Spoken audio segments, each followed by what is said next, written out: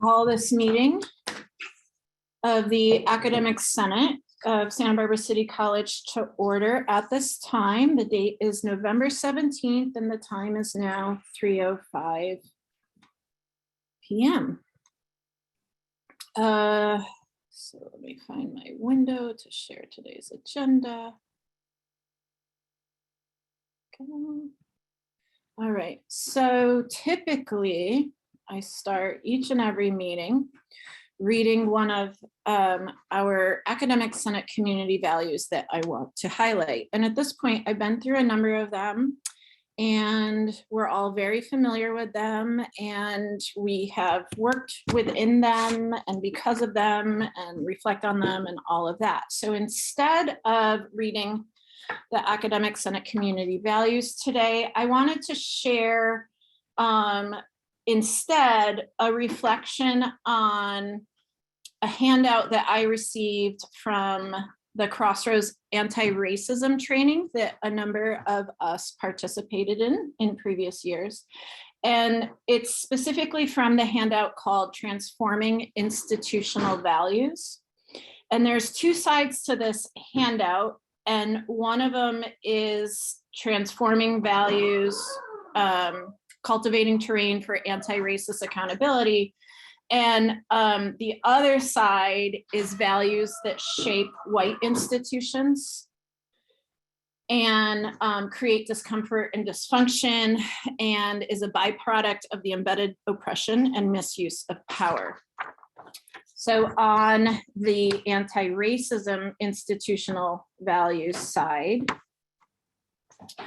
we have items such as an abundant worldview, engaging in both and thinking, collaboration and cooperation, and most importantly to me and this body is transparent communication and decision-making. So what that includes especially is personal integrity. And the handout goes on to say an inclusive process takes longer to come to consensus, but once a decision is made, implementation is quicker. Confidentiality, not secrecy, is important to transparent communication and allowing individuals to make mistakes and recover from them without being scapegoated or demonized by the institution. Now, on the opposite side of that, the values that shape white institutions and that create dysfunction include either or thinking, or some schools of thought call this black and white thinking. Also the scarcity mentality, competitive individualism, and the one I'd like us to focus on, which is secrecy. So secrecy is information is power. When it is distributed on a needs to know basis, power is also unequally distributed. Secrecy leads to power hoarding. It is almost always destructive, and it leads to dishonesty and triangulation. Secrecy destroys trust. Confidentiality gets confused with secrecy. Confidential decisions are often in reality carried out in secret to maintain the power status quo. So as we navigate through this meeting, I want you all to reflect on those ideals.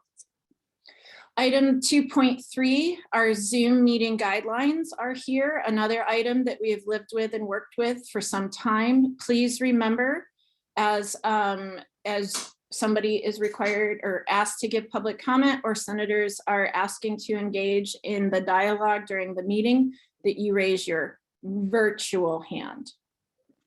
So the meeting agenda has been posted and distributed. We're going to take no items out of order today. It may be the case that we don't get to all items on our agenda, but that is typically the nature of our Academic Senate meetings.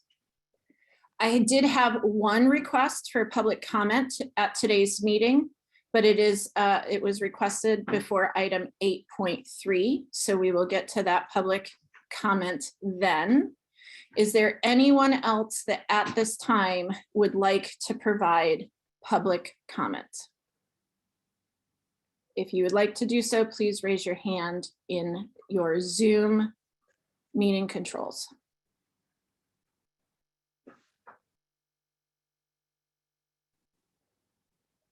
Okay, I'm seeing none. All right, we have no meeting minutes to approve today, which brings us to my president's report.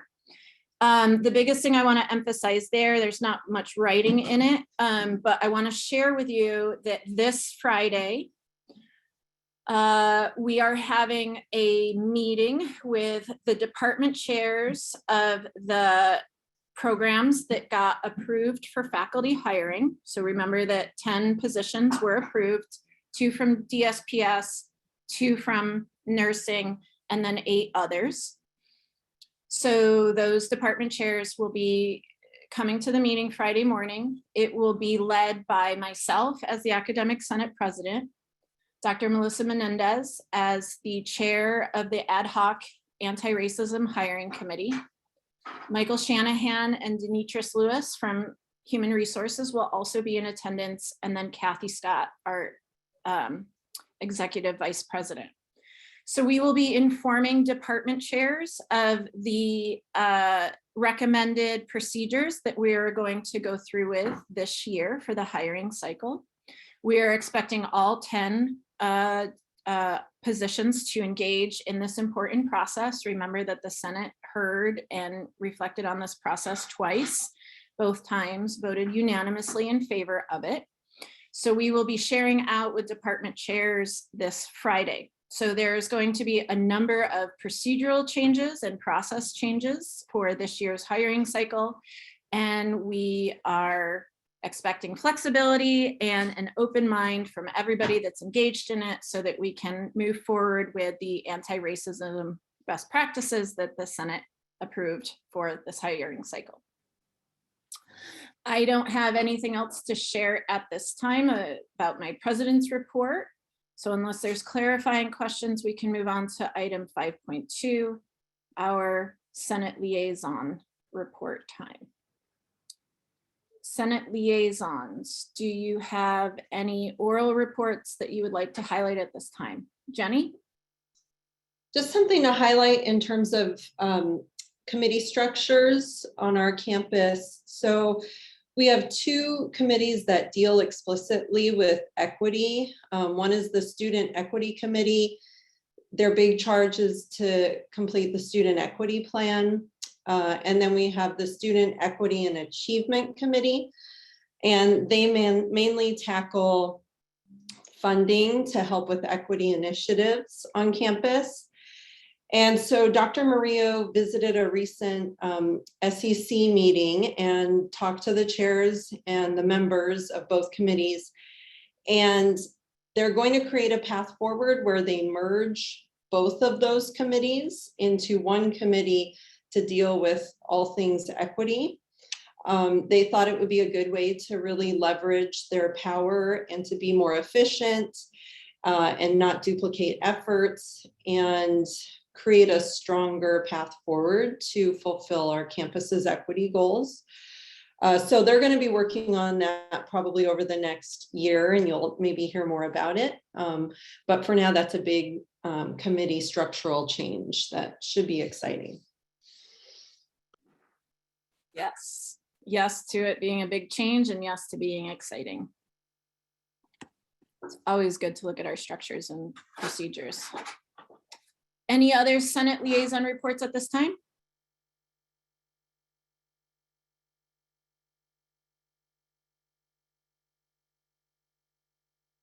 Okay, I'm seeing none. Okay. Our Executive Vice President is again not in attendance today because she is at a multi-day conference for Guided Pathways. She did not have anything to share out formally this week with us, so that's why there's no attached report there. Item 5.4, there were no requests for today's meeting for us to request anything for future agendas. And now we are at our consent agenda. So remember that the way we approve or work through our consent agenda is that we approve it as a whole all at once. Today, there's only one item on our consent agenda. We approve it without discussion. So if anyone feels the need to discuss this item further, or at all rather, please indicate you would like to, and what we do is we pull it from the consent agenda and we put it at the bottom of our agenda to be discussed. So unless somebody wants to pull this single item, which is sabbatical and faculty recognition committee sabbatical leave recommendations for 3 faculty members for 2 years of sabbatical leave, I would love to entertain a motion for approval of our consent agenda.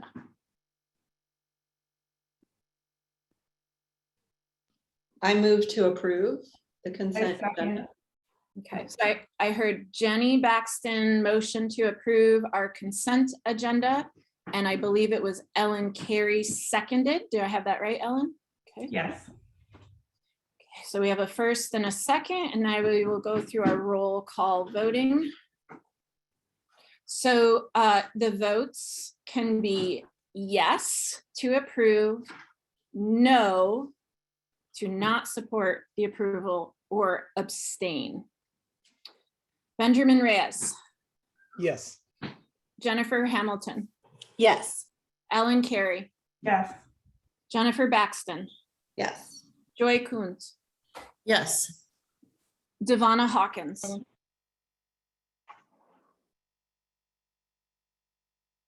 Did I catch Devonna? She's here, right?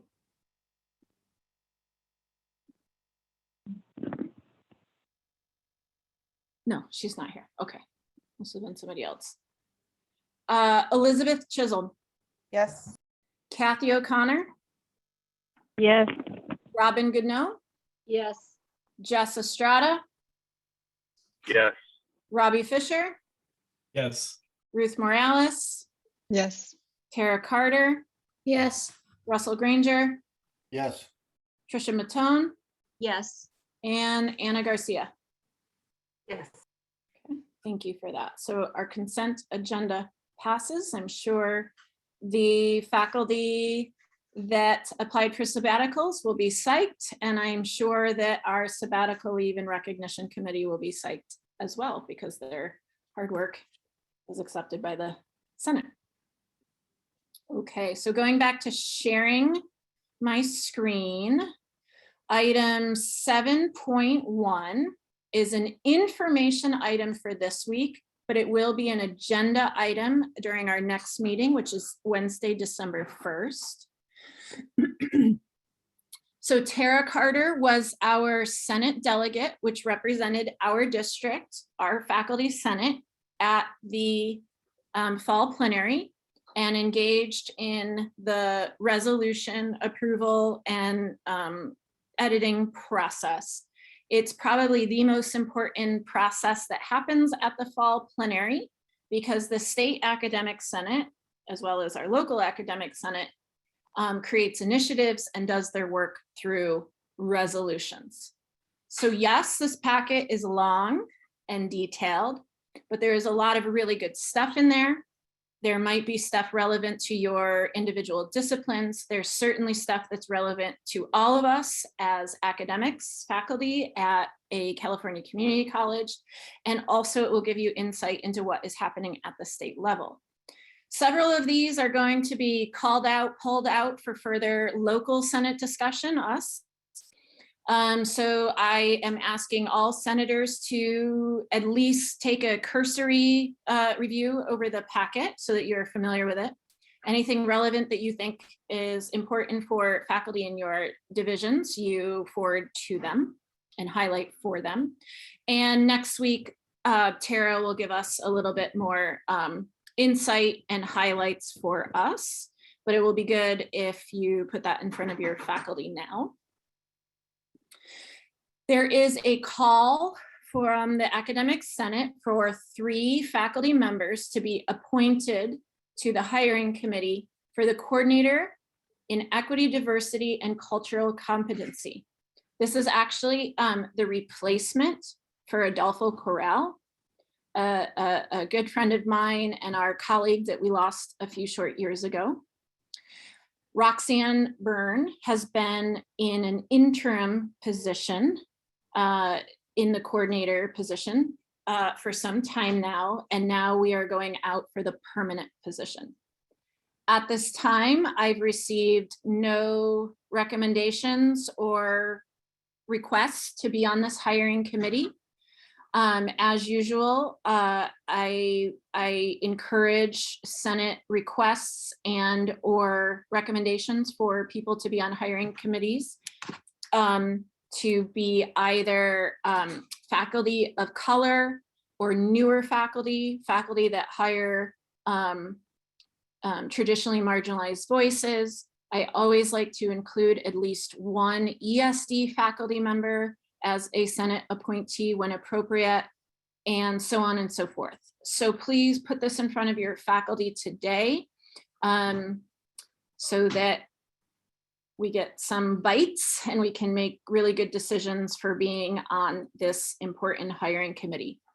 Hiring committees are absolutely some of the most important work on campus because it can literally shape our campus for decades to come. I would hope as faculty, we all appreciate and realize how important this particular position is, as equity, diversity, and cultural competency are so important to current conversations and where we're going as a college to meet our mission. All righty, which brings us to item 8.1. So before we dive into this too much in terms of conversation, I want to start us off by saying I want to be really intentional about ending our meeting by 5 p.m. today. It's my opinion that our 3 action items on, well, at least 2 of the action items, 8.1 and 8.3, are not going to be resolved today. And so I think that to the best of our ability, we should initiate the conversations today, get to a certain point where we get the information we need, we come to a certain understanding as a Senate, so that we can then share back out with faculty, so that we can come back to these conversations and move in a productive position, move in a productive direction at our next meeting or meetings, whatever it takes. So please keep that in mind for today. I'm not trying to curb the discussion before it even starts. I'm just trying to say, like, we don't have to figure everything out in this meeting. And so let's try and figure out what is best and most productive for this meeting, and then come back and perhaps finalize these items in future meetings. So 8.1 is our first item. We have in front of us several documents. One was added after the meeting agenda was posted, so it was added there as an addendum. Previously, when we all went online, the State Chancellor's Office provided a memo out to California community colleges with recommendations for camera use in our remote classes. The recommendation specifically was not to require cameras being turned on by our students. That memo was shared previously on our agendas, if you'd like to go back and look. The big idea behind that is that requiring cameras to be on for our students in a remote meeting environment can be extremely intrusive. And it was recommended that no instructor require it. That being said, and they gave several legal opinions. That being said, it wasn't a mandate and we don't have procedure and policy around it. So at that time, requests went out to COI, our Committee of Online Instruction, as well as academic policies, to start developing some procedure and policy language around this. So at this time, both COI and AP have had conversations in parallel about this item. And in front of us are some of their recommendations. And if you look through these documents before our meeting, not only are they recommendations, but there's also some discussion points. So to explain the attachments, AP provided us with two separate documents that shared their recommendation kind of in line of our APs, which are administrative procedures. I know it gets confusing with all of the APs. There's the Academic Policies Committee, and then there's administrative procedures. So one recommendation was to update the AP 4105, the distance education AP. Here, they don't really necessarily have like wordsmith actual procedural language for us to recommend and adopt and forward to BPAP. Rather, they have some questions in here and some discussion points for us to consider. So that's AP 4105, distance education AP. Another administrative procedure that they recommended updating, and I'm sorry, I'm scrolling, no, it's dizzying, was AP 7105, basically our faculty job description. So it's in there talking about how you respond to students in a timely manner. And now that I'm looking at it, I remembered this wasn't just about camera use. I'm sorry, I presented it narrowly to start. It's also about innovative teaching strategies, including texting via Google Voice and interacting with our students via phone call and all of those things that we've done over the past 2 years, and creating policy language around them and making suggestions. AP recommended that we consider the APs along with two accompanying documents. One of them is that we create a document similar to what Saddleback College has for their faculty. So we have, for instance, their suggestion is that we have an administrative procedure that has all of the legalese and the shalls and all that, and with procedural legal language embedded and used. But then we have, let's say, a resource document for faculty to use that kind of, in plain, simple language, provides the same content and maybe expands upon it and is outside of that legalese presentation of the information for faculty. So this is Saddleback College's, this is not ours, but the recommendation from AP was to have something like this developed. And then the other thing I'll share with you is the COI document. And this is the one that in interest of full disclosure, I did not read the email very close enough. Didn't realize I needed to attach this. And Jenny even texted me to say, hey, what about that other thing? And I was like, no. So anyways, my bad. But here it is now. It is a short document and we're not moving on any of this today. So you'll have time to review and think about it. But this is the limitations on requiring camera use from COI. COI, Kim Manda, the faculty co-chair, also shared with me via email that it is COI's recommendation that we not move forward with procedural changes to BPAP in our AP, so that Senate does not move forward with updates or procedural language, because so much around distance education is changing all the time, and that it's developing, and we don't want to create procedure and policy around where we are at this second. And it might be better use of our time to share out maybe formal Senate recommendations or Senate subcommittee or COI recommendations for our faculty to navigate this time. And then as things become more concrete in our world, that we then implement procedure and policy changes. So that is my background. That is my setup. I'm sure there's other points that I forgot to make, but I think I've given you plenty for us to initiate our conversation. So if anyone would like to start us off, senators, please feel free to do so now.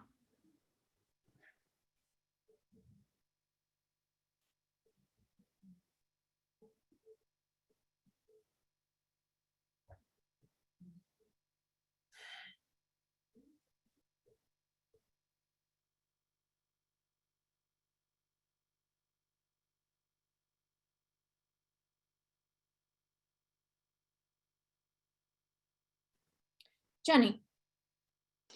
Well, I'm just trying to think about how to proceed because it seems like there is a lot there. So there's kind of three things for us to maybe think about or see if we want to do anything about. Like, one is the COI document about camera use specifically. That's kind of simpler. Maybe we could like tackle that as one thing and kind of bang it out. The other two things from AP require maybe just more discussion as opposed to like approving or getting anything done. And then the other option there to create a document is kind of like lots more work that we're not going to do today. So I wonder if we should just like tackle one thing like camera use, see if we can get that cleared, and then get to the questions on the AP, see where we get to there. Sounds good to me. I like it.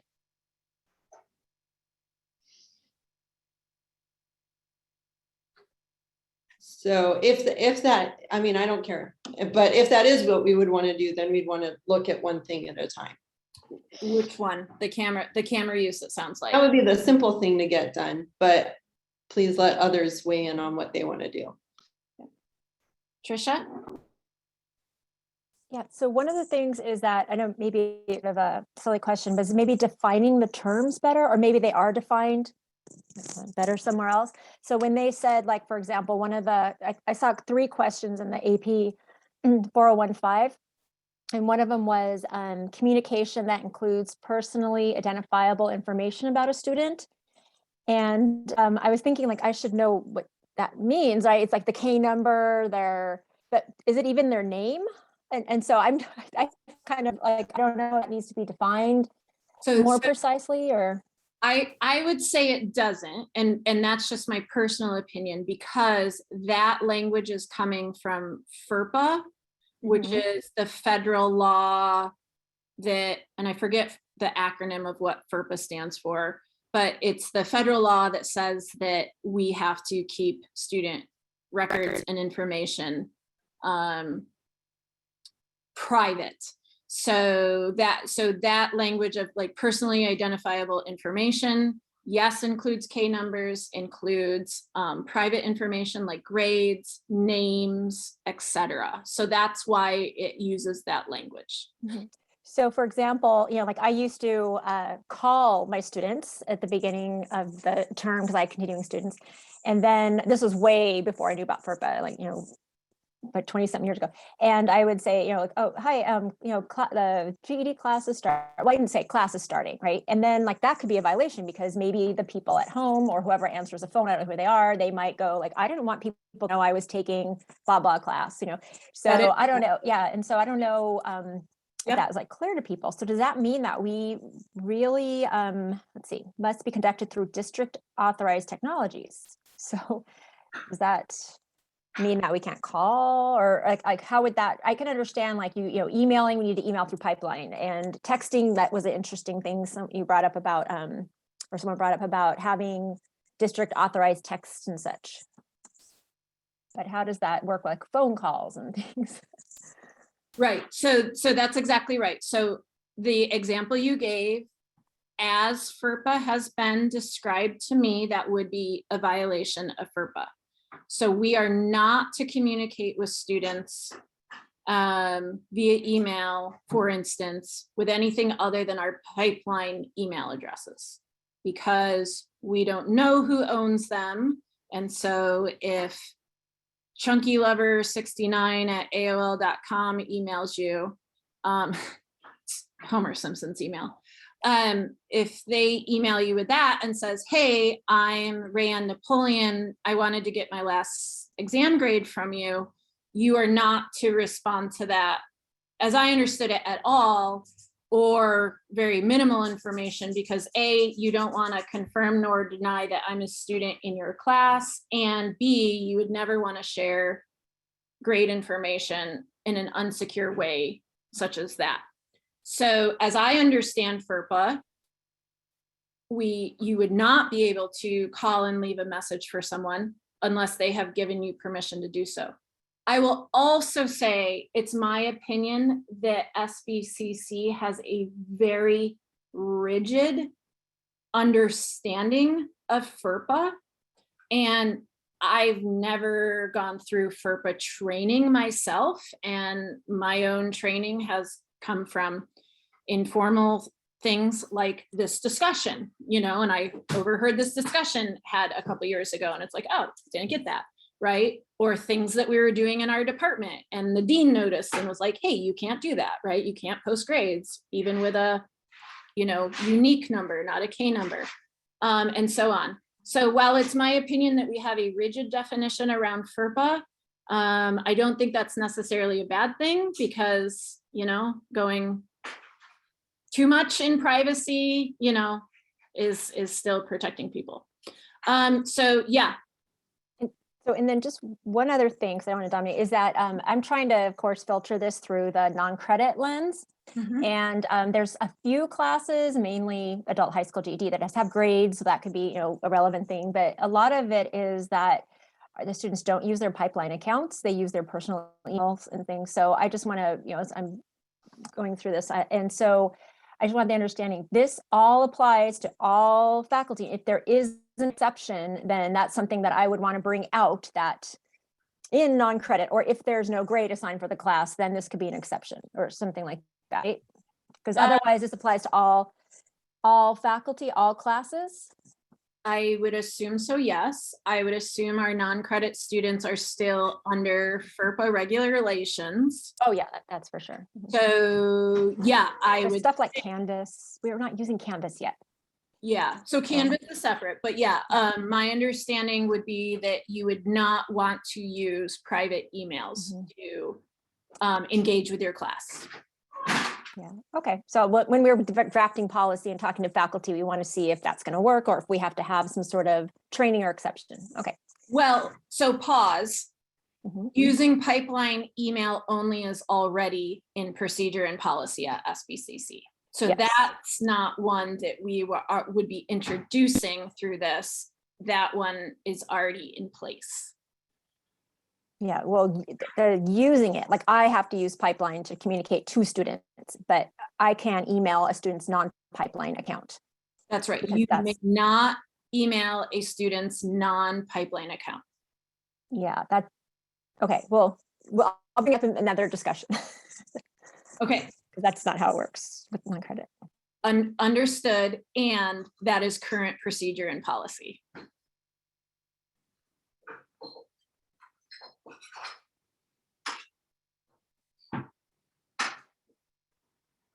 Other discussion points?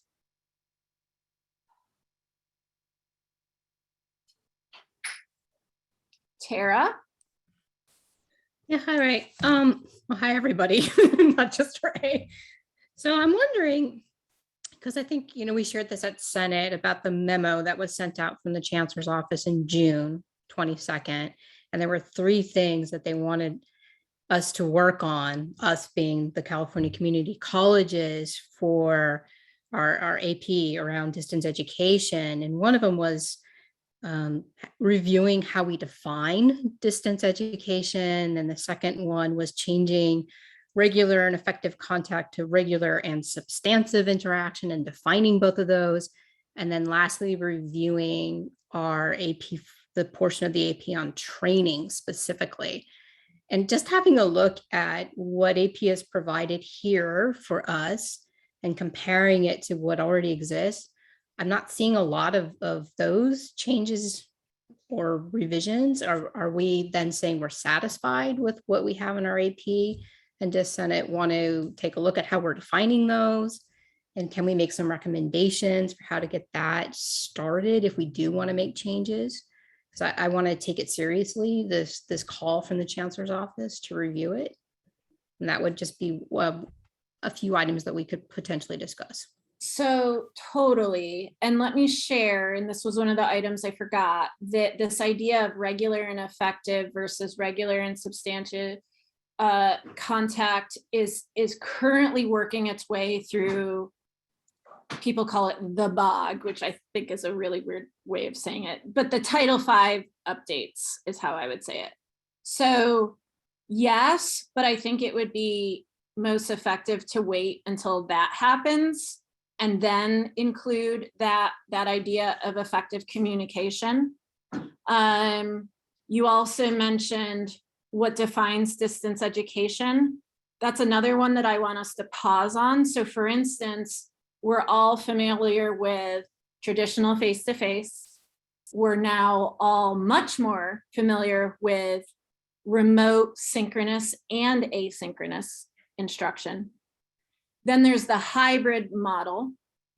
And now at, for instance, Allen Hancock and many other colleges, there's this idea of high flex. The way Allen Hancock does it is they call it room and Zoom, where it's synchronous instruction face-to-face and remote at the same time. And the way others define it is basically in-person, remote, and asynchronous instruction all at the same time. So because those are currently being fleshed out and talked about, like I was at the Chancellor's office webinar this morning, I think that we can wait on those, but we definitely need to grapple with those, right? Like we need curriculum updates on this idea of high flex. We need curriculum updates on what is a correspondence course versus what is an online course.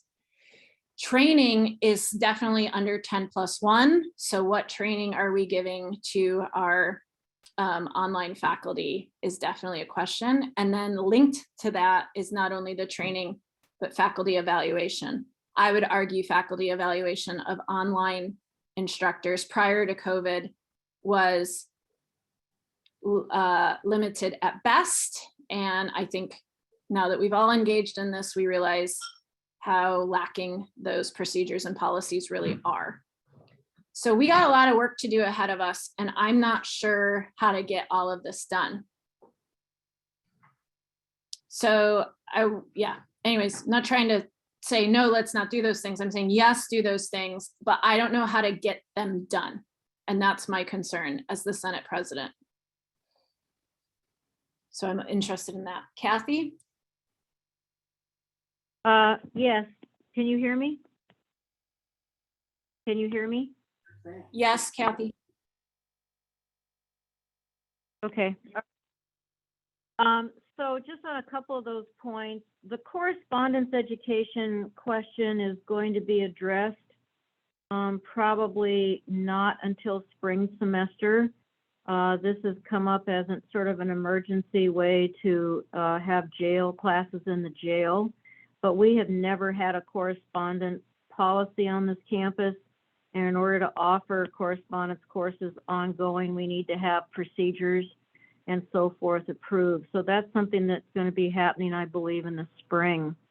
And you're right about all of the other definitions and so forth, although we do have a new definition from ACCJC on regular and substantive contact, which does need to be put into our procedures. There's going to be a whole discussion on this high flex and what that means. And I would like to recommend that we really don't put the cart before the horse, that we wait for the state Senate and the Chancellor's office to come up with some definitions and then ways for those types of courses to be funded, which is the really complicated part, is the funding mechanism. So I think curriculum will be taking on this task as soon as we get more guidance from the state Senate and the Chancellor's office.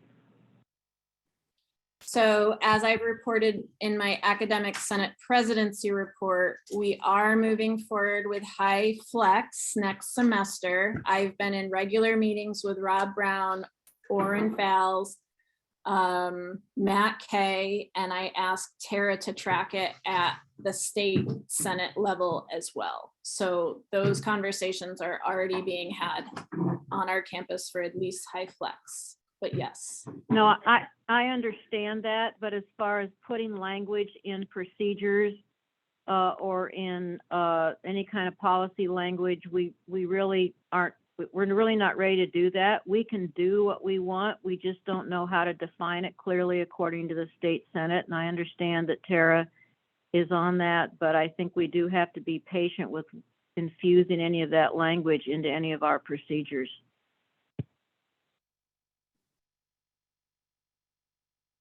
Okay. So it seems like there's some consensus agreement around perhaps not moving forward with procedural language at this time. Jenny mentioned perhaps low-hanging fruit might be the camera policy at least. I also think that outside of everything Kathy just mentioned and shared with us, we should create, I think, procedure and policy around texting with students. And I say that as someone who felt very strongly about the need for the fraternization policy last year to go through. As we are all engaging with students in new ways for regular and right now effective content, that opens the possibility for things to go. I think I'll stop this line and I'll say it differently, that procedure and policy can protect students and faculty alike if we have clear procedures for faculty to follow while engaging with students in dialogue around course materials. I'll say it like that. Ellen. Yeah, I agree with that. I think the distance education is going to constantly be in flux forever, I would imagine. So this is going to be an ongoing thing. And I don't think the degree of change or the pace of change that's happening right now should stop us from making the policy and procedure changes that we can make, that we are equipped to make. And I think the camera use policy and especially the modes of communication with students are really important. Like those are things that are already affecting the classes that we're teaching online or in some version of distance education now, or even face-to-face. Like if we've gotten into the habit of texting students, we may end up doing that in face-to-face classes. So I think those things, we don't need to wait on those while other things get sorted out and we get to them in the future. That's where I'm at. So the recommendation that came forward from AP does not have a lot of strong and explanatory language for us to consider. Procedure and policy developed can be very tricky and time consuming, especially when you get linguophiles together, like many that are in our meeting. So how do we see that work going forward? Do we delegate that to a committee, a subcommittee of the Senate? Do we create an ad hoc group specifically around this item? Senators, what's your pleasure?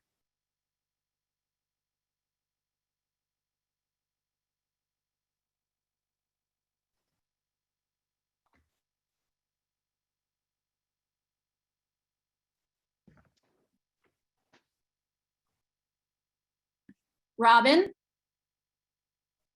Yeah, I'm never a favor of crafting language in the open Senate meetings. It's painful.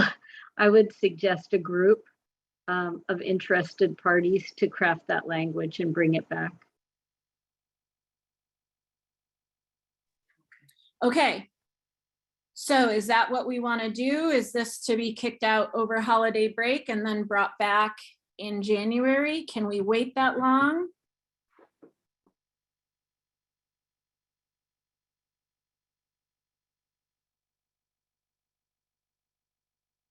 Is there a name on it? Jenny?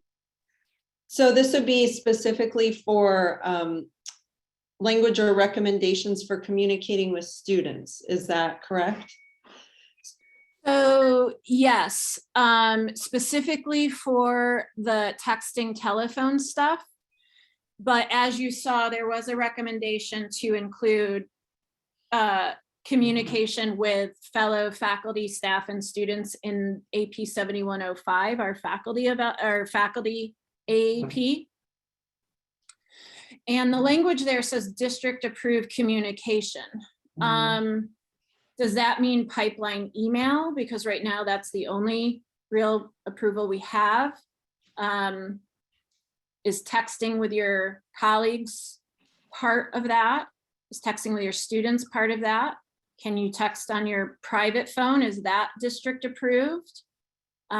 Is the Google number that you might create for students district approved? We don't use Google Voice in our Google apps through Google Enterprise that we have for pipeline. So I would say Google Voice is not approved, so on and so forth, right? So AP provided us through district approved means, and I think we need to, and I don't know if this is even appropriate for Senate to do, or whether Senate brings it to DTC to define what district approved technologies are.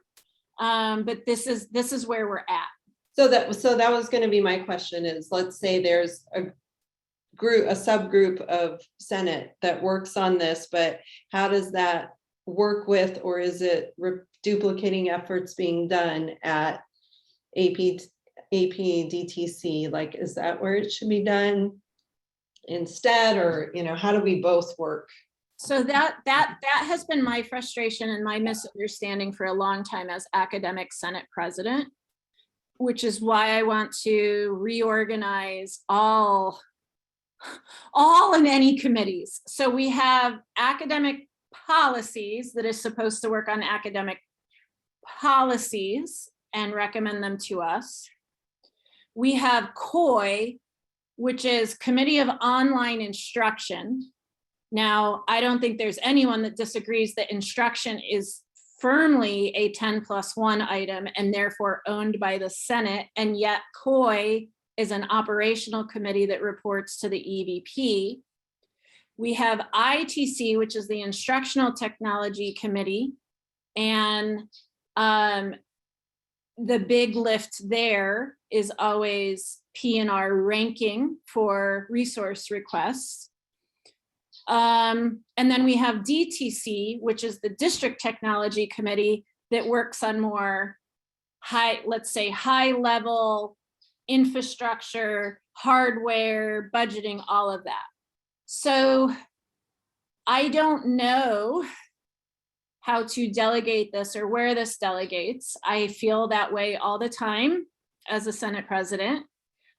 Which is why I always recommend ad hoc committees to be created, because then you have a narrowly defined charge and homework assignment, and then once it's done, it comes back to Senate. In my discussions with Alan Hancock, I discovered they have an ed tech committee that reports to their DTC committee.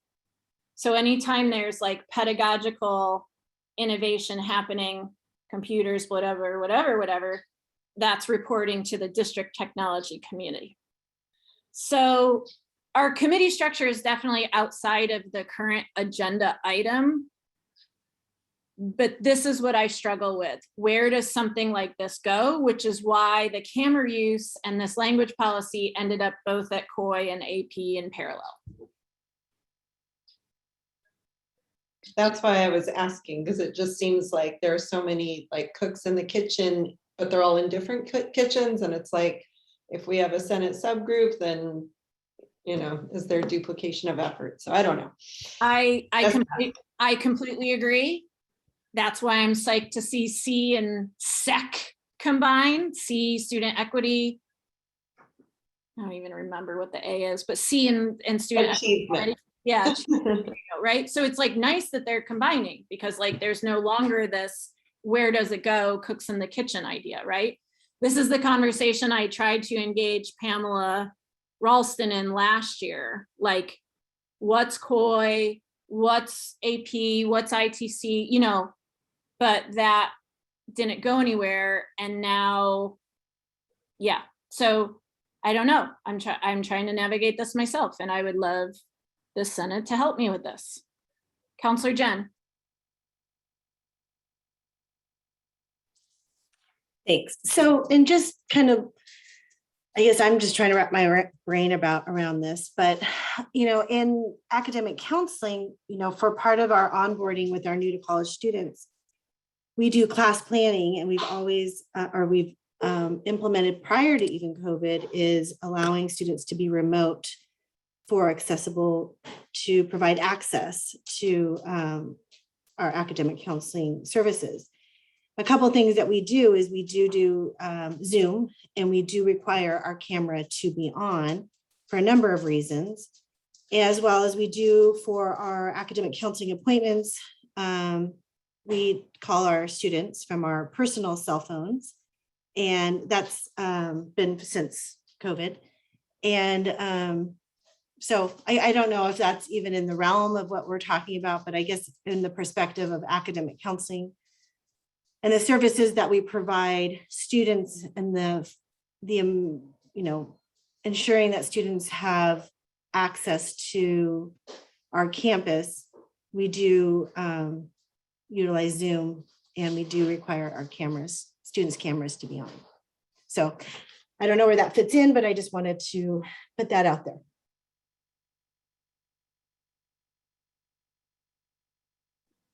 It's helpful to know, because if we create procedure and policy around this, it sounds like it affects you all.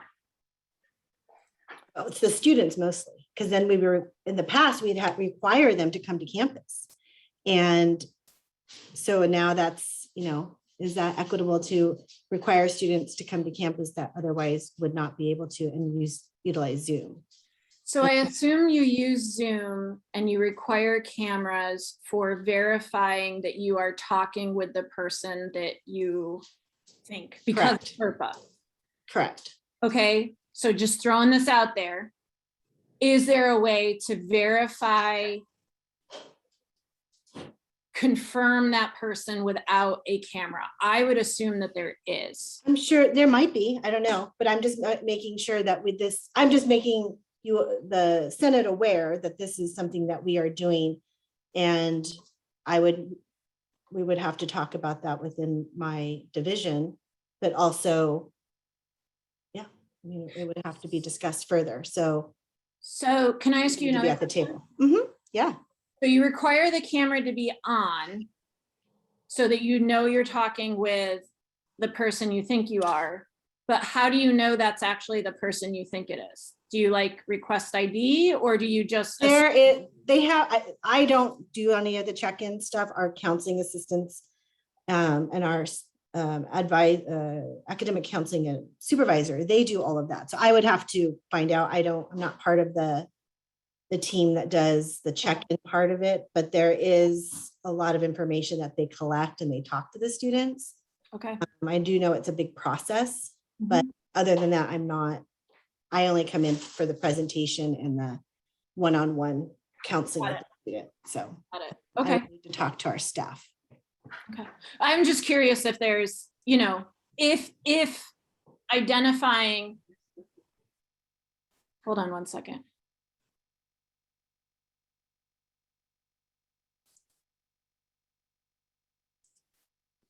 So I would assume that there's ways to verify identity without that, but you know, this isn't my area of expertise. Right. And that's one reason why we, you know, one of the areas we have that. I mean, there's other reasons that as a department, we felt we wanted the camera on for various reasons. So, and I know that students put it towards the ceiling and stuff, and we're fine with that, but during the presentation, but we do, you know, that is just something that we do in our department. So. Got it. Thank you. Anna. Yeah, I was just going to say, when we have new EOPS students, and EOPS generally we know our students because they're coming multiple times, so we know a lot of them. But if not, like sometimes I have students that are logged into a different email account or Zoom account in their Zoom. And so we just ask for verification of their data. So we'll ask for like a K number, their address, their phone number. We compare that to what's on the profile report, and that generally does it.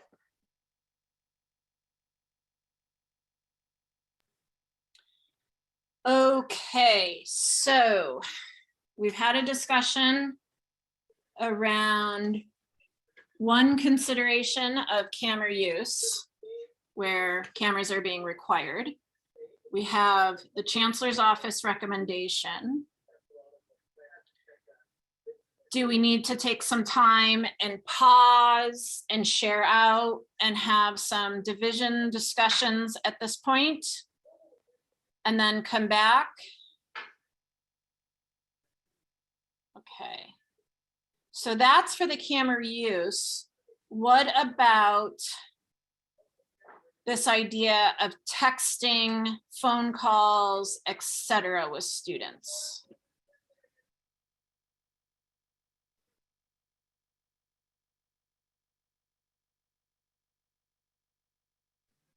Counselor Jen? Well, I would, again, half of my appointments during the day are using phone, calling the student and using, based on how they schedule the appointment and the phone number they put in, that's the number I call and identify, hello, is this, Tara Carter? Yes, it is. This is Jennifer Hamilton with Santa Barbara City College, calling for our 11 a.m. appointment. So, academic counselors are using this phone, calling our students for our student appointments and providing academic counseling. Are you using your office phones or are you using? I'm home, so I'm using my cell phone. Right. So that's not a district approved communication. Right. Right. Is the district, you gonna put in a phone line in my house for me to call students? Or well, if we had Google Voice, that? You could just use Google Voice to call your students. So if Right. Google Voice was approved, but your home line wasn't. Correct. You could. There's no other means for me to give my student a phone call, and we have to provide the phone call because not all students have computers. Right. So we have to do that. And so that was something that was discussed in depth within academic counseling. Right. We went remote. So, Right. but now that we are, and we found that students enjoy, or some students have preferences of not coming in physically, to our office, we will be continuing. And so when, we will be using district phones, but other times we will be still in a remote location, maybe at home, and contacting the student via phone. So yes, there would be, we've learned a lot through this remote. And so I know a lot is working and a lot isn't, but the things that are, we are going to continue using. Okay, thank you. Trisha. Yeah, so it seems like there's definitely more definitions required. And then also just kind of, following on the, that example, sometimes it's the method you use. Does it really matter if I'm contacting a student with my cell phone or, I don't know, I guess with pipeline, because a lot of our students have issues with pipeline and on credit, but it's what you say. So it's not always just the method, it's what you say. So it's like I could call a student and just say, this is City College, please call us back. That might be acceptable, but to say, hey, Rayanne, thanks for coming to my GED class or something, so I think it needs to be defined no more than just the method, but if you use this method, what content you can include in there or what the substance would be. Well, and I think, yeah, go ahead. I was just going to say, I think that again is defined by FERPA. Yeah. So I'm not sure why I'm just curious, like, why wouldn't a text be okay? Is it because then is it because if there's an issue or a question, then the college could subpoena or gather or the text messages? Is it an issue of potential harassment on both sides? I mean, I just wondered if we can identify what the problem is, then maybe there are protections or safeguards we could have rather than throw out the whole system, when for many students texting is the best way to reach them. So maybe we need to decouple the conversation. Okay. So I guess I'm trying to center the conversation away from FERPA considerations. So there are definitely FERPA considerations, but if a student were to supply Counselor Jen with their telephone number and then she calls them, that's not a FERPA violation, I don't think. Or text them. That's not what I'm discussing. What I'm discussing is nowhere does it say we can call or text our students, and yet we are. So are we out of procedure and policy, not the content of it? Does that make sense? Yeah, and then also, like, for me, when I called students, I used to get their phone number on a piece of paper that said, is it okay to call you? Now, is that enough, or does it need to be more formalized? So maybe that's another way we can be student-centered and focused, but then not violate the policy, which is, do we need to get permission from students that it's okay to call this number? I would assume that if a student Oh, you. There we go. I would assume that if a student gave you their number, oh wait, hold on.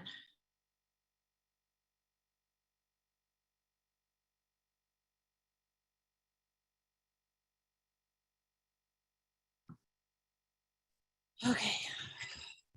Sorry, everyone. Today is extra busy. And no, I'm not going to drive with my laptop in front of me.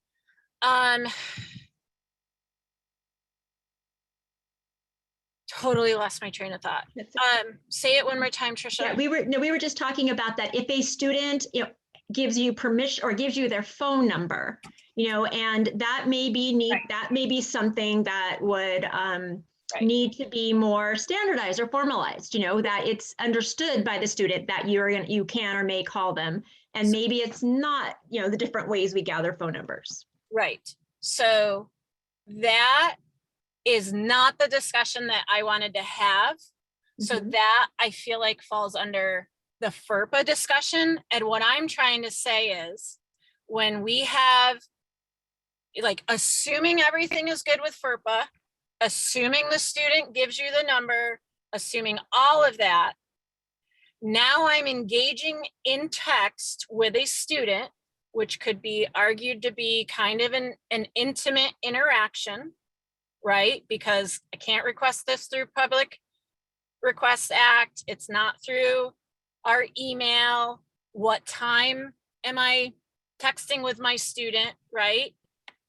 All of that we should have in policy so that both faculty and student are protected. So as a college, we would say, okay, assuming FERPA is followed, it has to, that's federal guideline. Do we want to text with students?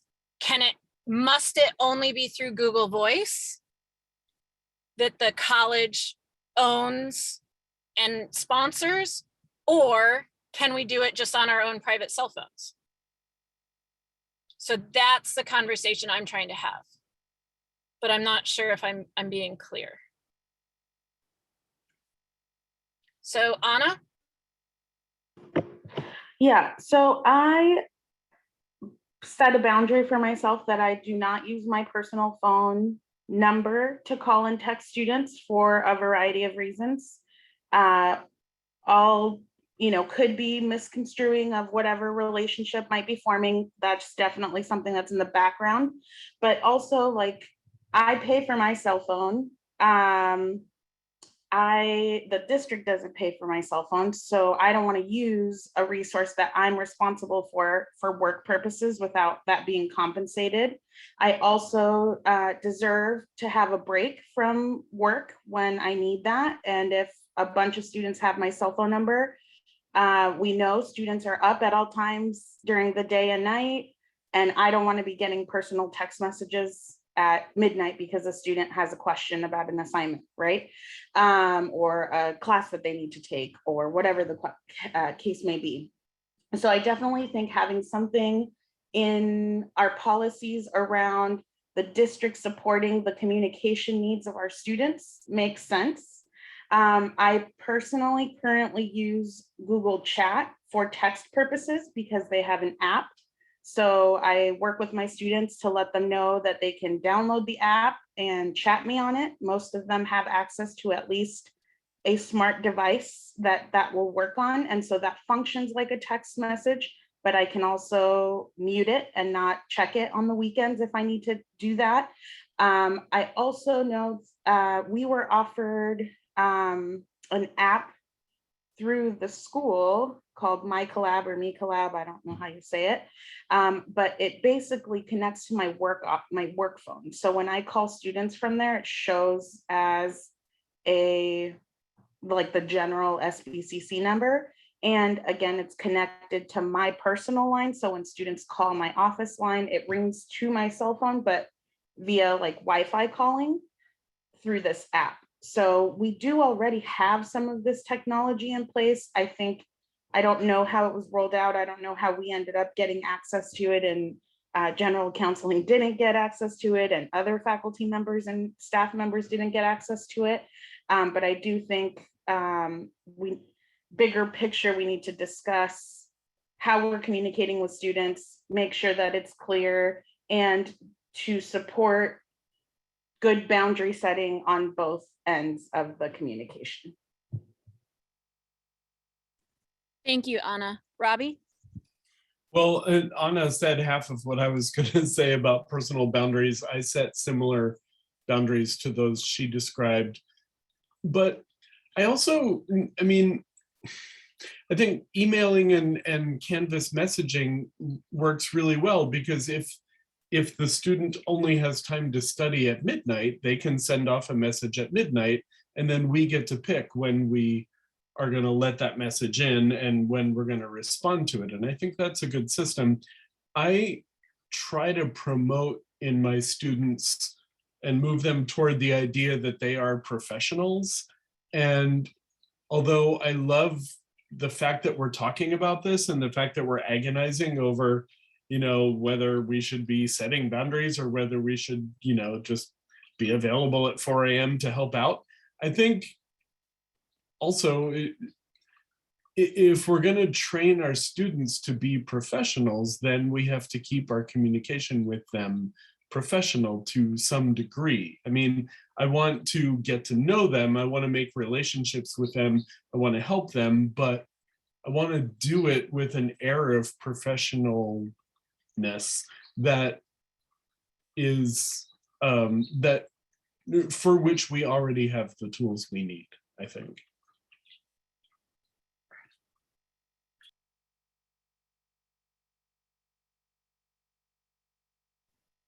Jess?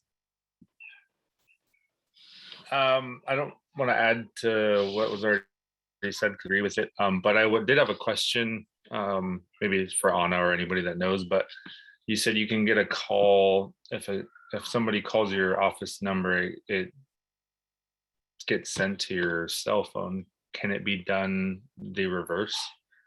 So like as you like almost like a VPN, I guess, calling from your cell phone and it shows up as the office number.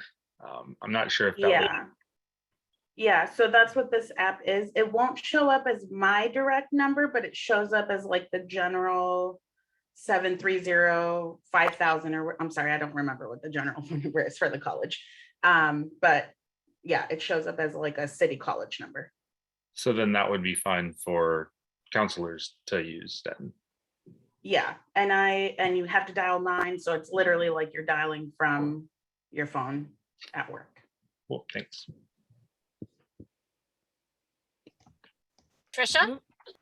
The other, what about, I know in our area, some of the advisors were issued, campus issued cell phones. I don't know what the cost would be, but that could be something where I don't know if people want to carry around 2 cell phones. That's one thing. But if you do have your work one and your personal one, is that potentially an option that could work for people, that having a campus issued cell phone?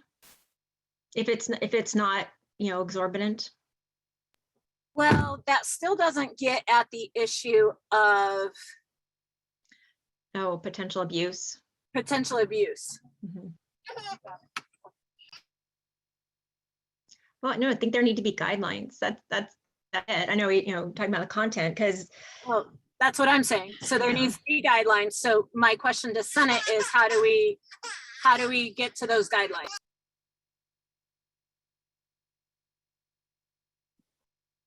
Wouldn't they fall under normal interactions with students? Why would they be different? Like similar to the ones, the fraternization, right? Oh, okay. So fraternization literally says don't do drugs and sleep with your students. Like the fraternization policy is literally don't do drugs, have sex, and rock and roll with your students. Like nowhere in there does it say you can or cannot text with your students. So I don't see how that policy applies. Like, sure, you can't unwanted or non-related to, because I thought it was a little bit more than those 3 things. It was, like unwanted or not related to coursework, or if things like that. I just thought that would be, just like you wouldn't. Yeah, I mean, I'll have to review those rules, but I would encourage everybody to review those. And this was my frustration when we were trying to pass them, is I think that there was a lot of misunderstanding what that policy had to say. And I would encourage everyone to take a look at that because it is important. And I think that that was a very high level policy that really didn't exclude all that much. And yet we spent a lot of time talking about all the things that we couldn't do because of it, when it was trying to say don't do drugs, have sex, and rock and roll with your students.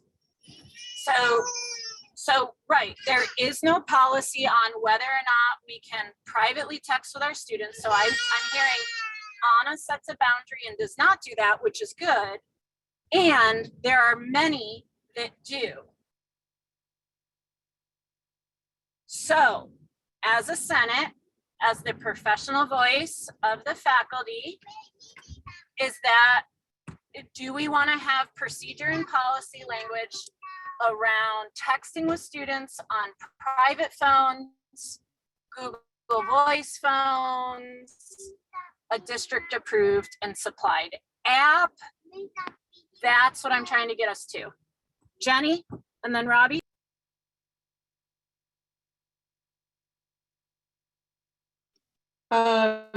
Yeah, it seems like there are 2 prongs. Like first we have to decide what technologies can even be allowed and how much we want to define those. And then we need the guidelines to go along with those. So it's kind of 2 things that we need to hammer out. And I'll just say,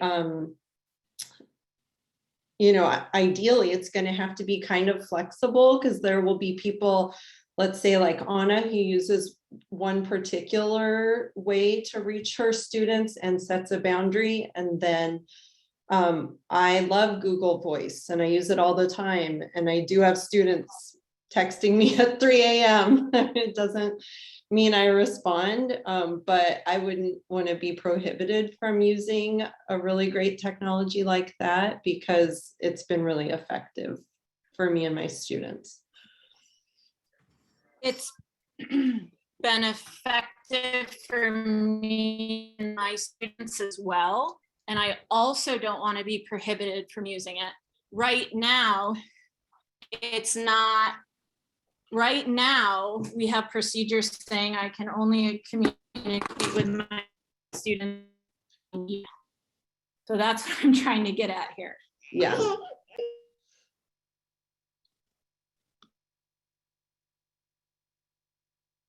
I'm sorry, did you call my name? I did. I think I wasn't explicit enough. I think when I said that we already have the technologies we need, I think what I meant to add to that was that I don't think we should be texting from our personal phones with students. I think it crosses a boundary that a lot of us, I think, should have, and a lot of us do have. And I think that it's such a small difference from the technologies we already have, which serve the same purpose. And if things like Google Voice allow you to communicate with your phone, I think that's fine. And the system that Anna described sounds fine, but I don't think we need to be texting with our students on our phone. I don't think students need to know that they have that much access to us.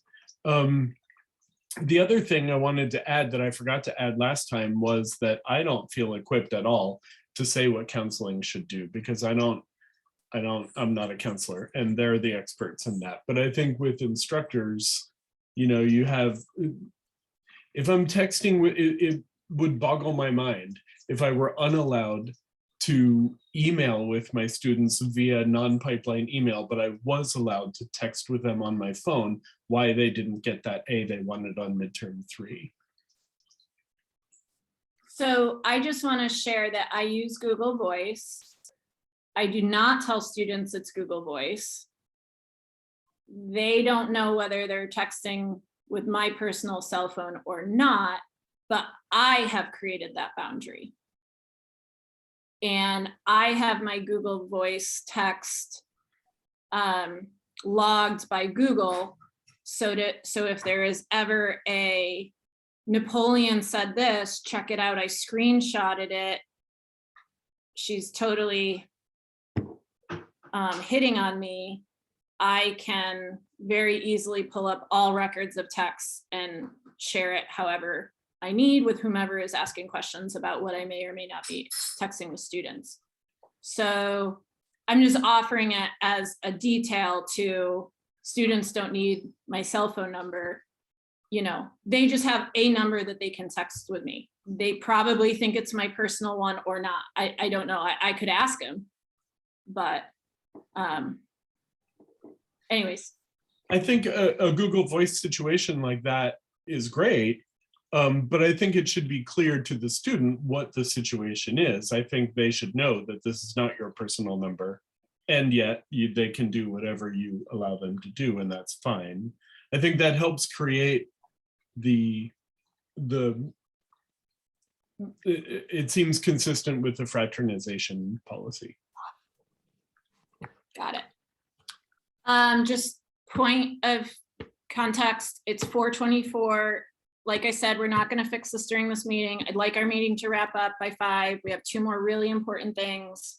So I'm just throwing that out there. Ellen and Elizabeth? Yeah, I was going to add that the library uses Google Voice. Students can text us. Not very many do, but it is, we do occasionally get texts and communicate with students that way. I do think it's important for us to provide student-centered modes of communication. And if text is what works for students, then we should provide that. But I think we should be providing it on an institutional level so that it's not, oh, well, there's this department uses this app and this person uses their personal cell phone and this person uses Google Voice connected to a personal Gmail because you can't connect it to your pipeline. And so I think I definitely wouldn't want to limit us, to preclude us from using modes of communication that are beneficial to students. But I think the thing that keeps coming back to me during this meeting is we really have a need for the institution to provide a mode for us to text with students at the institutional level. And so that's sounding to me not necessarily like procedure and policy language, but a recommendation to D2C, which I sit on. Yeah, They get on this. Okay. Elizabeth, and then I'd like any last remaining comments, questions, concerns to be voiced so that senators can go back to their divisions and engage in this conversation there. Elizabeth? I was just gonna say, it sounds like districts should just approve Google Voice to be used. Perhaps. Yeah, I mean, and my use of it, and I think Jenny's use of it came from a recommendation that we did through professional development with Matt Mooney. when we all Yes. went online, and yeah, so okay, I will. Okay, I'd like two things to happen. One, sounds like I need to go have a discussion about our Google Enterprise systems and what's available and what isn't. And on a procedure policy level, I'd like you to. I'll get you the big TV in just a second. And you all need to engage your faculty in your about language and policy and procedural concerns. And I really got to help Franny. So is there anything else that we need to say?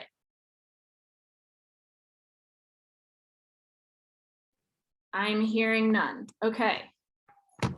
Do we all have what we need to talk to engage our faculty in this conversation? Ish? Coolness. All right, let's move into my living room so I can get Franny the big TV. And let's now engage in item 8.2. 8.2 is a big concept, academic freedom. I was reviewing our meeting minutes from our summer meeting, July 14th, and while I was able to clearly see support behind this item, it was not, we did not vote on it as a Senate, and we did not engage. We did not really engage. Hold on.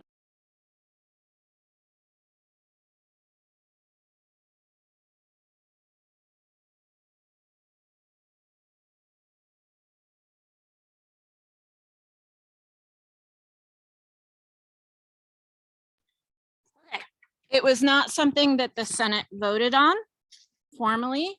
And at this time, I would like us to approve the formation of an ad hoc committee. If you take a look at the memo that I wrote in item 8.2, it's literally called Academic Freedom Memo, and I'll screen share right now.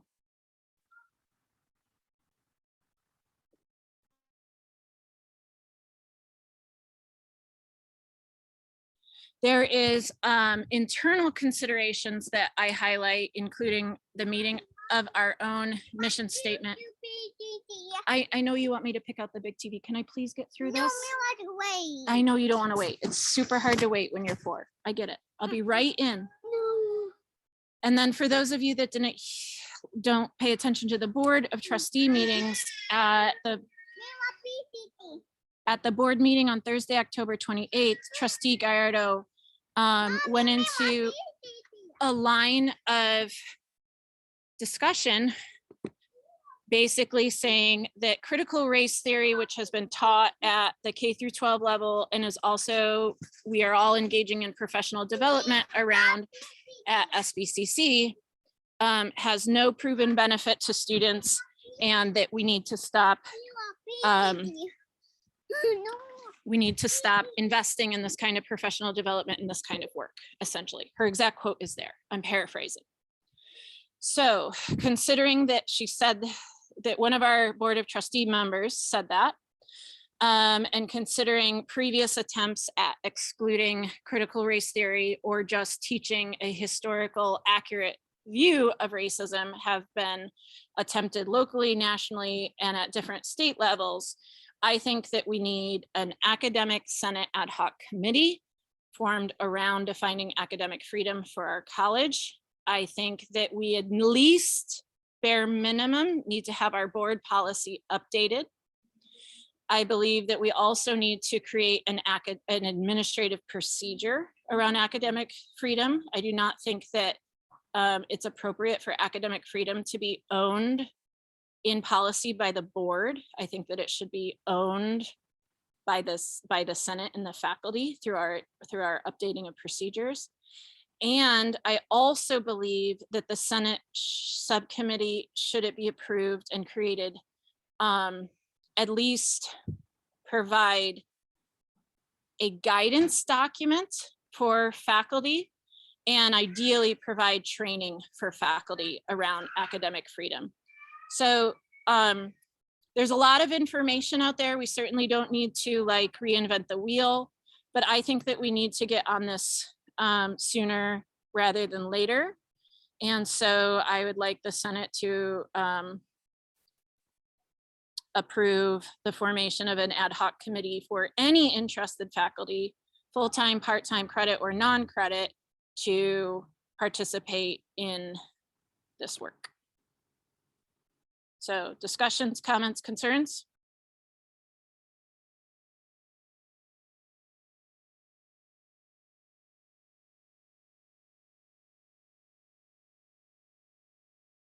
Robin?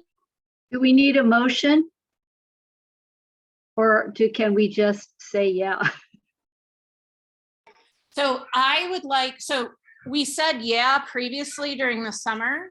And what I'm asking of the Senate now is a formal endorsement and a roll call vote to formalize this. So I move to approve the idea of forming an ad hoc committee to work on language for an academic freedom policy. I second that. We'll go with Ellen seconding it. Any discussion?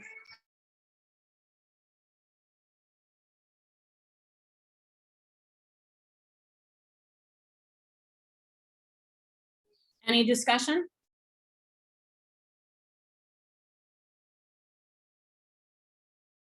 Okay, then we'll move to a roll call vote on the approval of the formation of an ad hoc committee that can include any faculty member for them to work on the topic of academic freedom to bring back recommendations for consideration by the Senate.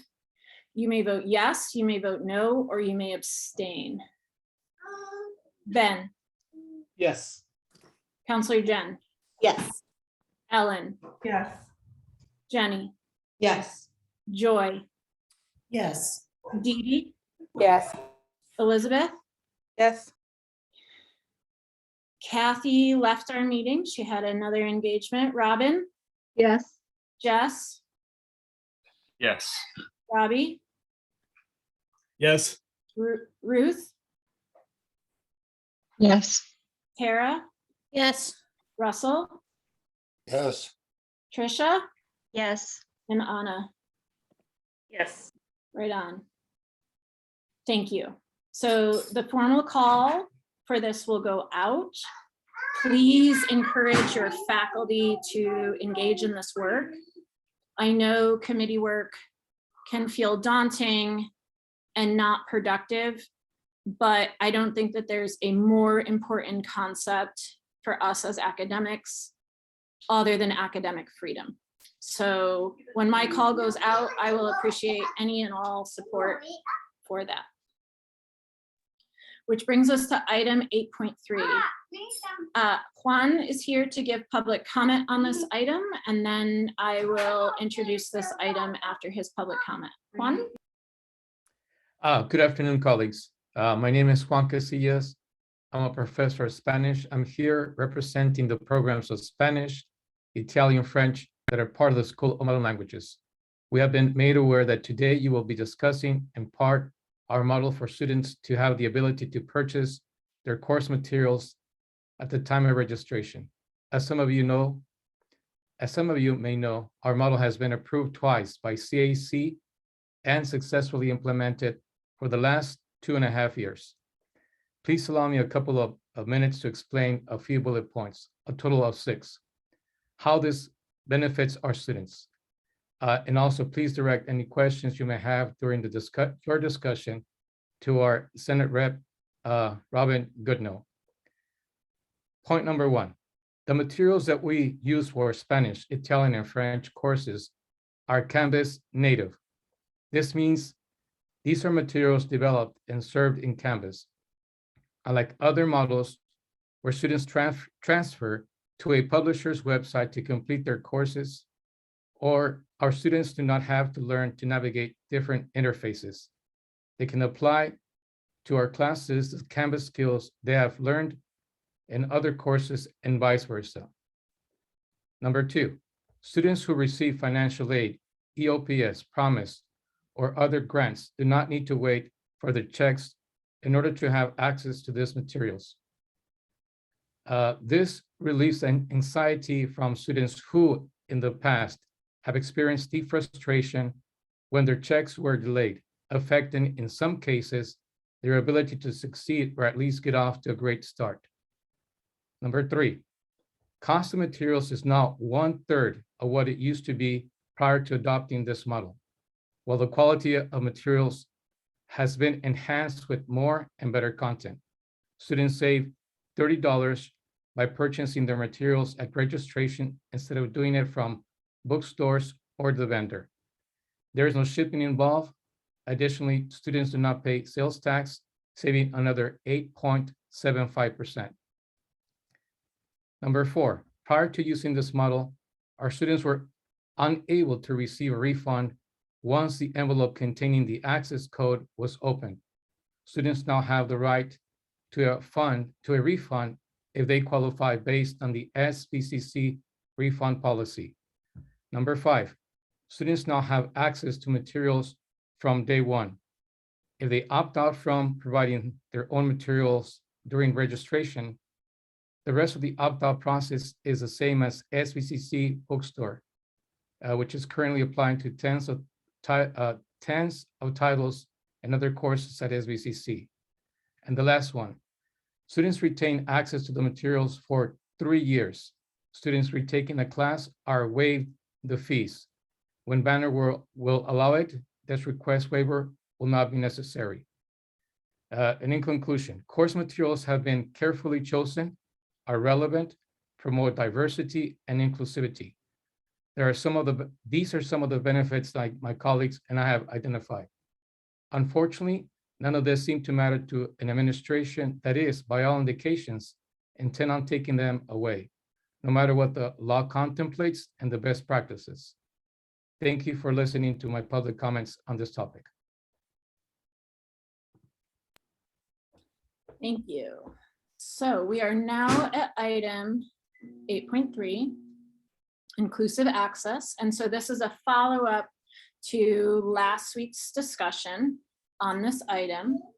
We discussed how there are 2 separate types of inclusive access, and one is a bit of a misnomer or perhaps needing of a new name, nomenclature. So inclusive access was through the bookstore, was presented by Cindy Rogers, who's also here today. And then there is what was called inclusive access, which was tentatively approved through CAC, and which is what Juan's public comment surrounded.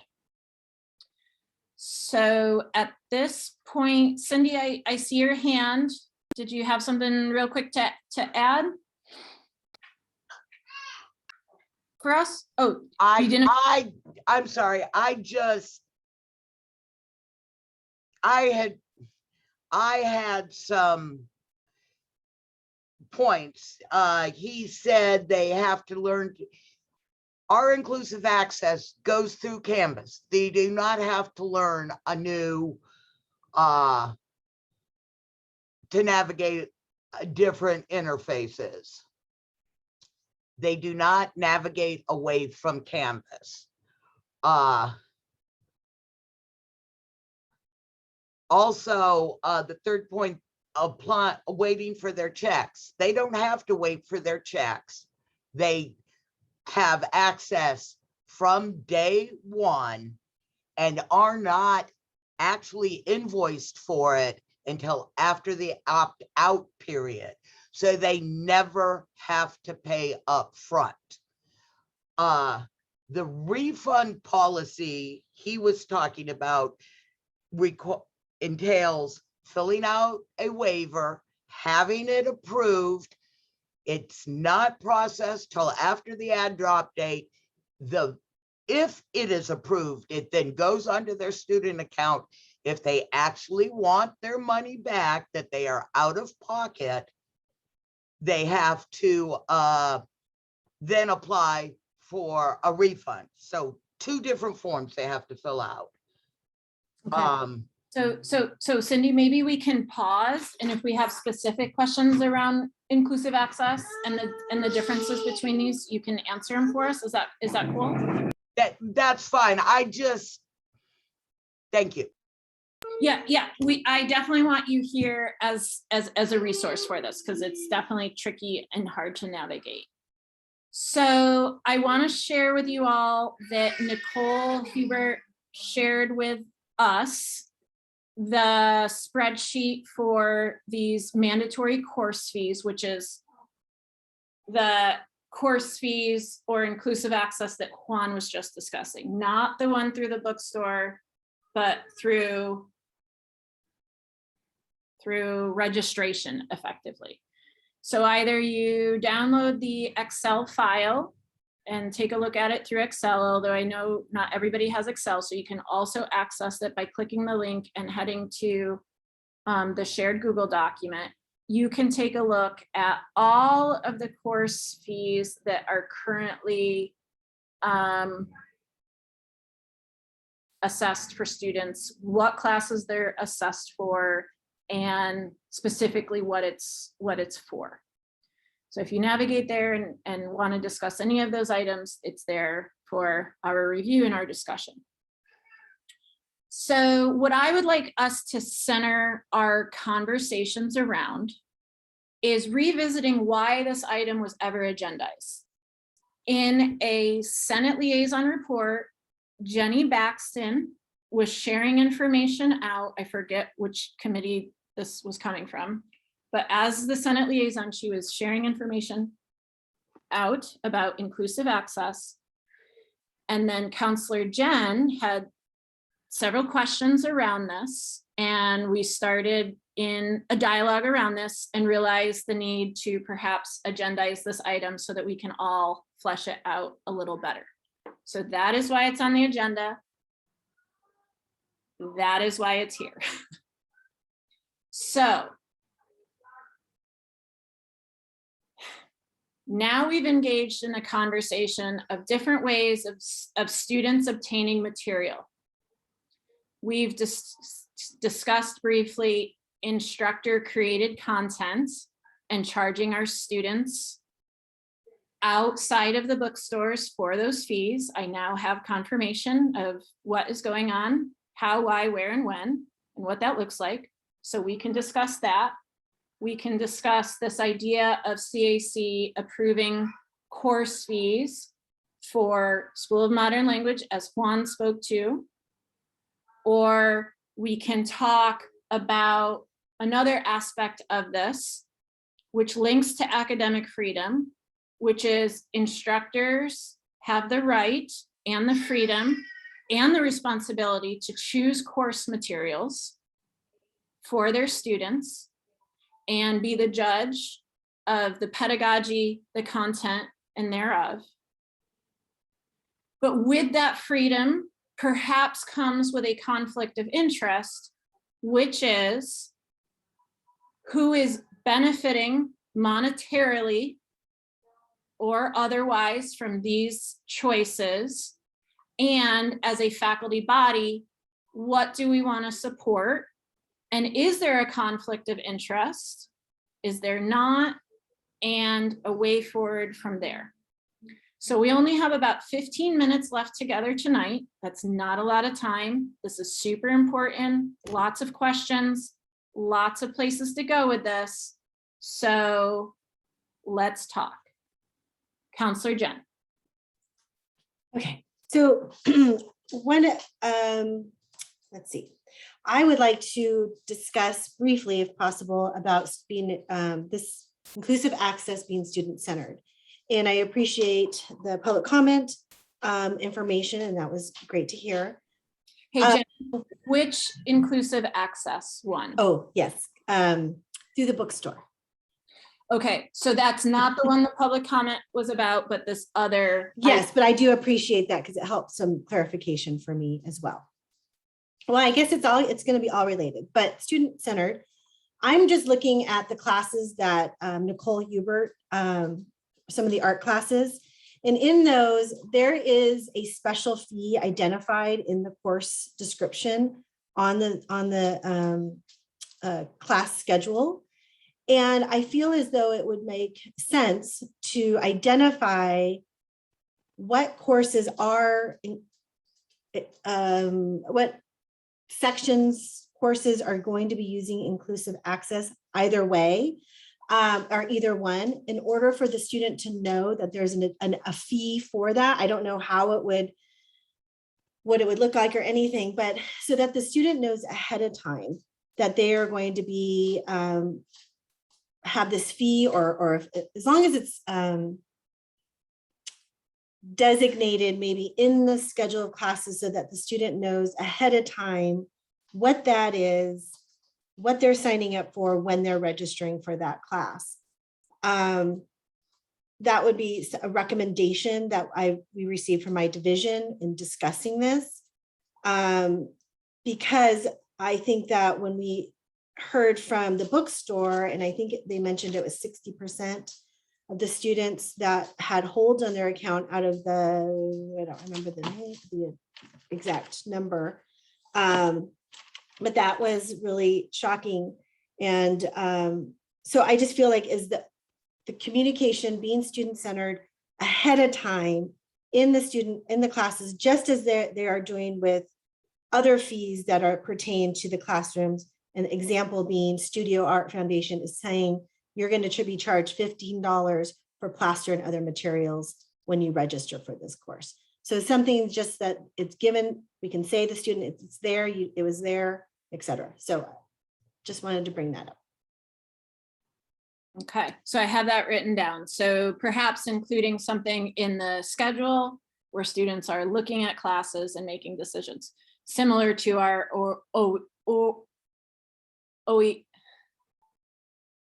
OER, right? No.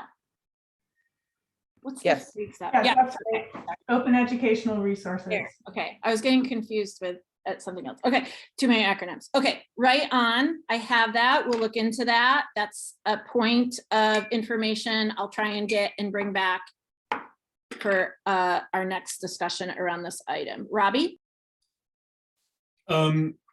I wonder, so I know of somebody in my department who has written an online text and who charges $100 to access it.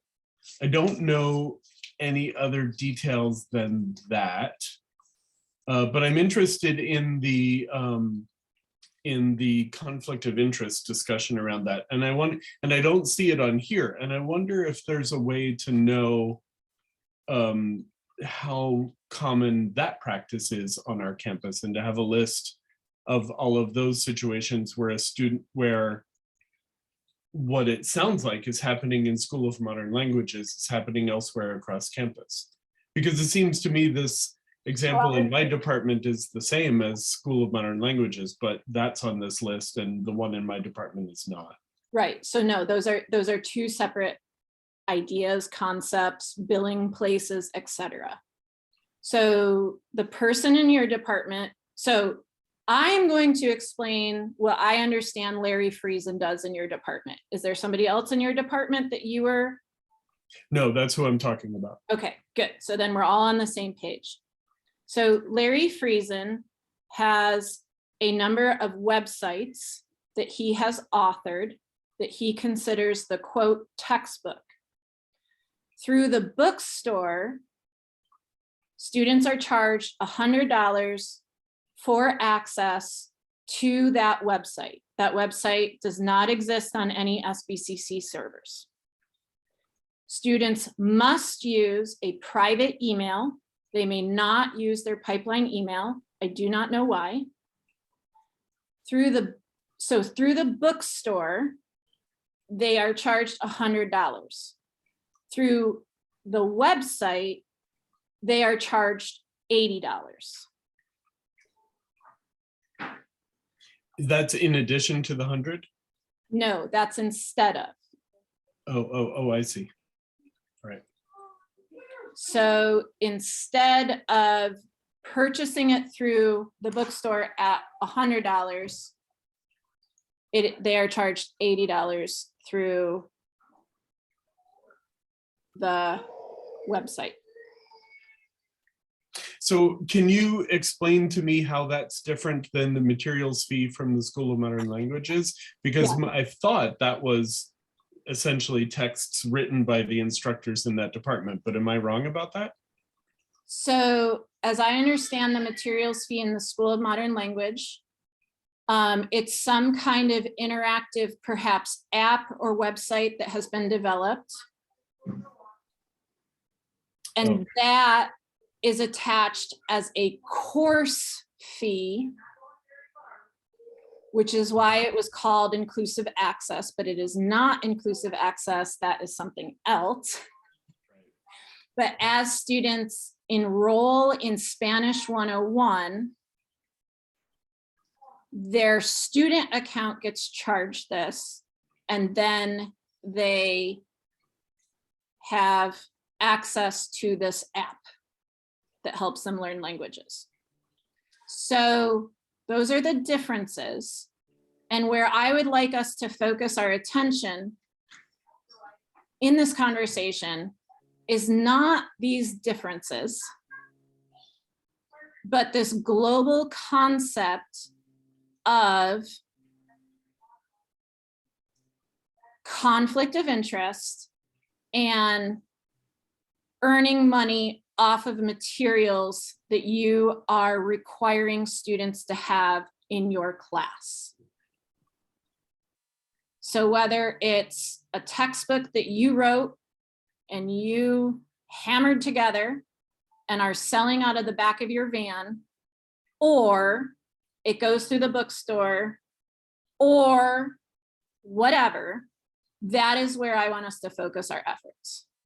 That is what the Senate should discuss, in my opinion.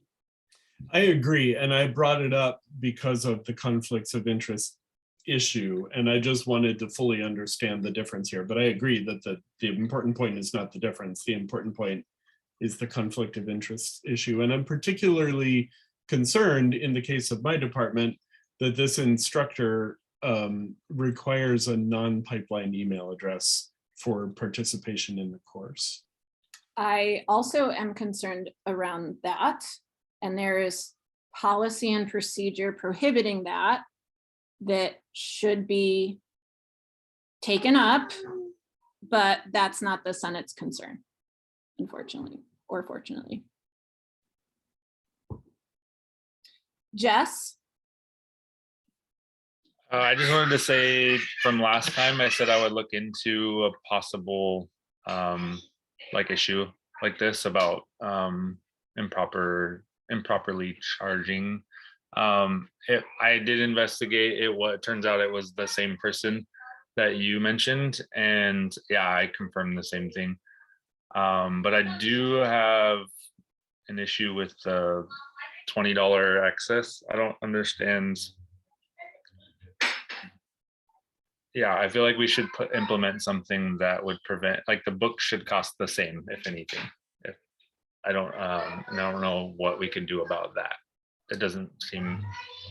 I would assume, as you know, Ruth Morales is our local economist, so I can assume that the differentiation in pay is so that one can go through the bookstore so that students can use their scholarships and book grants through the bookstore, because you wouldn't be able to use such things on a private website.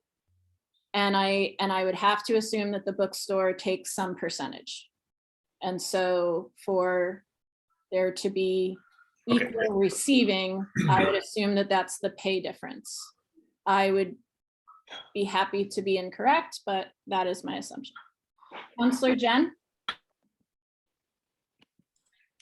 Okay, just really quick, I want to clarify that I did look up Spanish and they do have it as a special fee on the course, on their courses.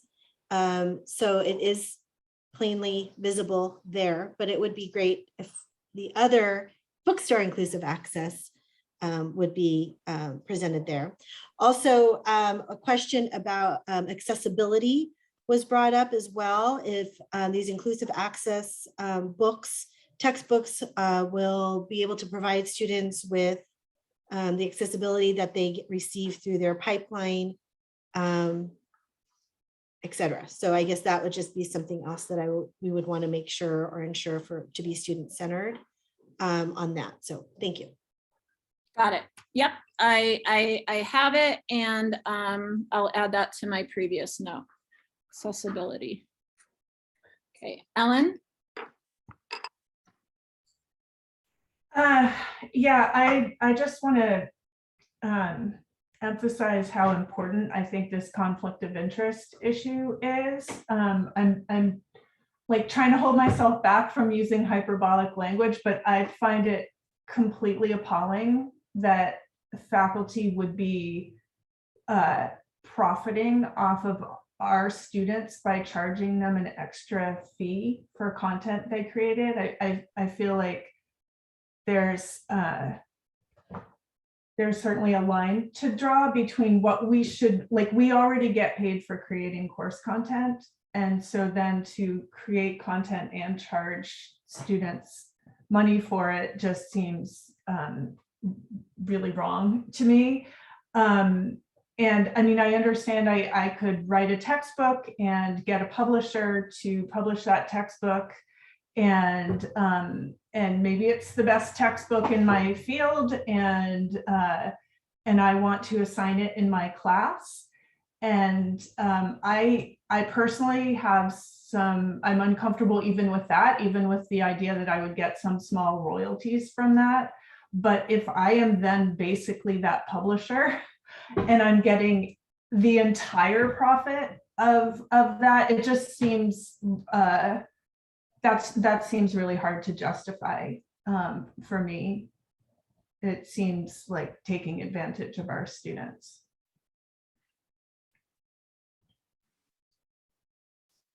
Ruth? I agree. I think we need to work on formal policy, and I think that needs to be independent of specific faculty members or departments. And it shouldn't be like I don't think it should be very specific as to we allow this particular thing, but not this particular thing. I think it should be policy in terms of the conflict of interest of, yeah, if you want to make something, sure, we have the academic freedom to do so and to assign it, but not to profit off of it, off of our students. So this is something I think that does need further attention, and I would recommend actually a committee, yet another one, to address this. I also think that CAC is going to need some guidelines from Senate at some point to address these things, because they're the ones that would have to approve fees, but then of course the assignment could go outside of CAC. It doesn't have to go through fees. It could be also the textbook situation going through the bookstore, or preferably not the standalone situation. Right. So we need another committee to address this. Right. Just want to share that the AAUP, the American Association of University Professors, which I would argue are the ones that literally codified the idea of academic freedom, have been working on it for professors' rights since the literally early 1910s, has a report and publication on professors assigning their own texts to students that I can attach to this meeting agenda. I'll put it in the chat right now for everyone to access. So there is a concern, I think, around creating procedure and policy of what instructors can choose for class content for their classes, as already discussed. And I think that the Academic Senate should take a huge role in defending that right. And having this conversation around professors assigning their own text. There already is good sound policy out there and recommendations from the AAUP. Specifically, they go into a lot of discussion around statements on professional ethics and make it very clearly that teachers have an ethical obligation to choose materials for student use without respect to personal or collective gain. And they go on to say that none of the policies bars faculty members from assigning their own works to students. Rather, these policies seek to ensure that course assignment decisions are not compromised by even the appearance of impropriety. And I do think that we are in the realm of impropriety when we have faculty members earning money off of a required textbook, course material, fee, what have you, off of course materials. So I think that we can lean on this and use other guidance for this discussion. So we are quickly coming to an end, but I see the hands, Cindy, Robin, and then Robbie, and we absolutely need to end the meeting after that. Hi, I promise this is quick. I just wanted to clarify that the Nature Journal, which is the one you were talking about, he charges the students that go on his site a charge. He then charges the bookstore $20.40 more for an access code. And then we do a little margin so we can cover our labor.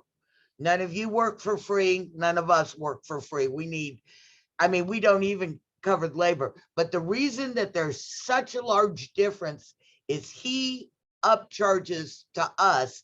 So we have the ability to give them to our students with grants.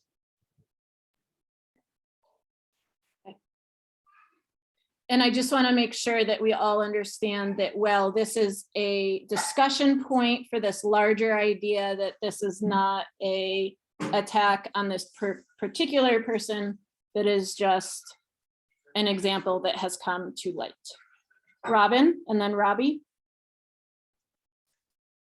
Yeah, so I had a lengthy meeting yesterday, I think yesterday, with my colleagues in the School of Modern Languages about the system that they're using. And I spoke to Paco again today when he provided me with an update that they are in the process of moving to the bookstore for processing the fees, which would make it more standardized. I'm having a lot of questions as I'm listening to the discussion about the idea of profiting from creation of materials in general, whether it be textbooks or websites or other materials, and how we keep track of that, what the differences are. So I think we have to, if we're looking at this going forward, I think we have to be really careful and clear about how we define conflict of interest and specifically. But I have been asked to clarify that the purpose of using the materials in the School of Modern Languages is that they are much cheaper for students, and that they feel pedagogically that they are much more suited to the specific learning needs of the students. And I think in terms of specific instructors, I think it's kind of tricky to ascertain how much someone is, quote, profiting off of something. So I'm wondering how we go about ascertaining that, and how we go, or is it just language ethical and philosophical language that we're proposing to look at. Or Well, so, okay, really, really, really good questions, right? What does it mean to profit, right? Like, as I believe Ellen or perhaps Ruth pointed out, our jobs are to create course content, and so we are paid for that. So if you are developing course content for a course and then developing materials for it and then charging money for it, now what does it mean to profit? We are a public institution. And so I would assume the transactions of the bookstore could be easily obtained through, for instance, a freedom of information request. Or in the case of School of Modern Language, on the board agenda tomorrow night, there is a purchase order for their materials under, I believe it's Manzana Learning, in the amount of $90,000. So how can we ascertain these amounts? We are a public college and it's public information. So it's easily found when asked about. So what I would assume a check or money order is provided to Larry Friesen from the bookstore. So I'm sure if we wanted to, we could get that amount.